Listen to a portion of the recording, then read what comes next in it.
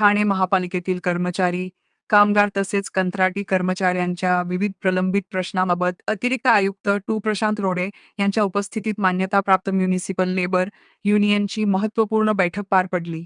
बैठकीत 10, 20 आणि 30 वर्षांच्या सलग सेवेनंतर आश्वासित प्रगती योजना लागू करण्याबाबत सकारात्मक निर्णय घेण्यात आला. तसेच ज्यादा कामाचा भत्ता, वेतन श्रेणी आणि इतर सुविधांमध्ये वाढ करण्यासंदर्भात चर्चा झाली. डॉक्टर बाबासाहेब आंबेडकर श्रमसाफल्य आवास योजनेअंतर्गत सफाई कामगारांना मालकी हक्काची घरे देण्याची प्रक्रिया गतिमान करण्याचे आश्वासन प्रशासनाने दिले. चतुर्थ श्रेणी कर्मचाऱ्यांच्या तृतीय श्रेणीत पदोन्नतीचे आदेश या महिनाखेरीस काढण्यात येणार असल्याचेही स्पष्ट करण्यात आले. कंत्राटी कामगारांच्या ग्रॅच्युइटी, विमा योजना तसेच इतर प्रलंबित मागण्यांवर समिती स्थापन करून निर्णय घेण्यात येणार आहे. बैठकीस युनियनचे कार्याध्यक्ष मोहन तिवारी, सरचिटणीस चेतन आंबोणकर यांच्यासह प्रशासनातील वरिष्ठ अधिकारी उपस्थित होते.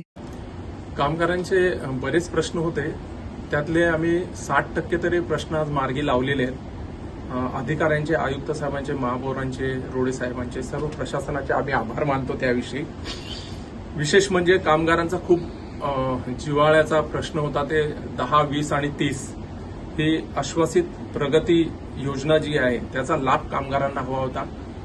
ती फार किचकट प्रक्रिया होती, ती आज त्यांनी मार्गी लावलेली आहे. 10 आणि 20 या ज्यांचे वर्ष पूर्ण झालेले आहेत त्यांना ती योजना लागू करण्याचं त्यांनी आज आश्वासित केलेलं आहे. येत्या आठवड्यात त्यांना ती लागू होईल. त्यानंतर आणखीन एक महत्वाचा प्रश्न जो होता की कामगारांचा भविष्य निर्वाह निधी जो आहे तो वाढीव जो असतो, ज्याचा आम्हाला 7वा वेतनचा हप्ता त्यांनी दिला, तर त्याची रिसीट आम्हाला 6व्या वेतन आयोगच्या वेळेस मिळाली नव्हती. ती रिसीट आम्ही देण्याची त्यांना विनंती केली, ती पण त्यांनी मान्य केलेली आहे.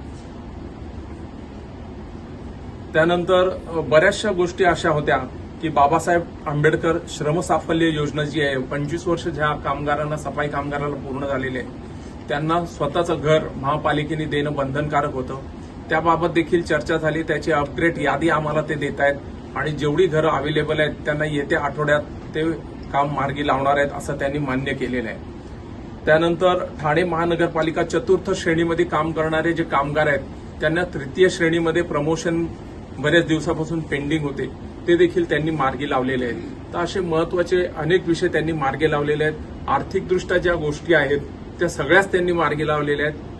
त्याबद्दल मी त्या सर्वांचे तिथेच आभार मानलेले आहेत. आपल्या सर्वांसमोर पुन्हा एकदा संपूर्ण प्रशासनाचे मी आभार मानतो आणि महापौर मॅडमचे आभार मानतो. जगदाळे साहेब, पवन कदम साहेब यांची खूप मोलाची मदत आम्हाला ह्यामध्ये झालेली आहे, त्यांचे देखील मी आभार मानतो.